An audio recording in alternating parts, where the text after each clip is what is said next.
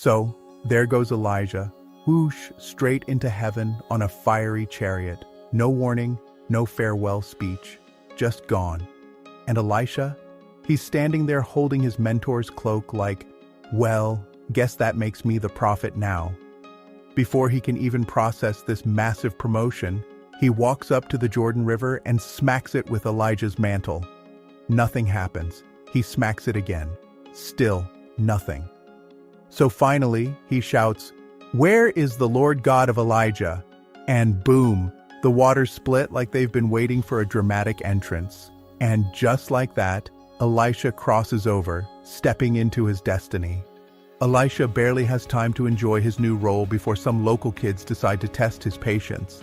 He's walking toward Bethel when a gang of young troublemakers start shouting, "Go up, Baldy! Go up, Baldy!" A not-so-subtle reference to Elijah's recent departure and, well, Elisha's shiny scalp. Now, Elisha could have ignored them, maybe even come up with a witty comeback, but no. He calls down a divine, "Oh, you wanna play?" moment, and out of nowhere, two enormous bears charge out of the woods. Let's just say that those kids won't be mocking prophets anymore. Word spreads quickly that Elisha is the real deal, and soon enough, a desperate widow comes knocking. She's drowning in debt, and creditors are about to take her 2 sons as payment. Elisha, cool as ever, simply says, "Go collect every jar you can find." No explanation, no context. Just jars. She does it. Then he tells her to pour the tiny bit of oil she has left into the jars. And wouldn't you know it? The oil just keeps flowing, filling every single one until there's no more room. She sells the oil, clears her debt, and keeps her sons.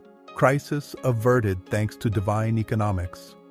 Elisha has a soft spot for this wealthy Shunammite woman and her family, who had built him a guest room just to honor him. When her son suddenly dies, she immediately rushes to Elisha. Elisha heads straight to the boy's room, shuts the door, and gets to work. He stretches himself over the child, mouth to mouth, eye to eye, hand to hand, almost like divine CPR. Then the boy sneezes. Once, twice, 7 times. And just like that, he opens his eyes, very much alive. Cue the emotional family reunion. Imagine a group of prophets trying to cook. It doesn't go well. They gather random herbs, throw them into a stew, and only after a few bites does someone say, this might be poison. Cue panic. But Elisha? He just walks up, casually throws some flour into the pot and says, "All right, now serve it." The prophets, hesitant but obedient, take a bite. Miraculously, the poison is gone. The moral? Sometimes all you need is faith and better culinary skills. Elisha is chilling when someone brings him 20 barley loaves and some fresh grain. Not a bad gift, right? Except there are 100 hungry men staring at him like he's holding a 5-course meal. His servant does the math and says, this isn't enough. But Elisha? He just smiles and says, "Go ahead and serve it. There'll be leftovers." And sure enough, as they start passing out the food, it miraculously multiplies. Everyone eats until they're stuffed, and, just like Elisha said, there are leftovers. Sound familiar? Jesus would later perform a similar miracle. One morning, Elisha's servant wakes up, looks outside, and sees an entire enemy army surrounding them.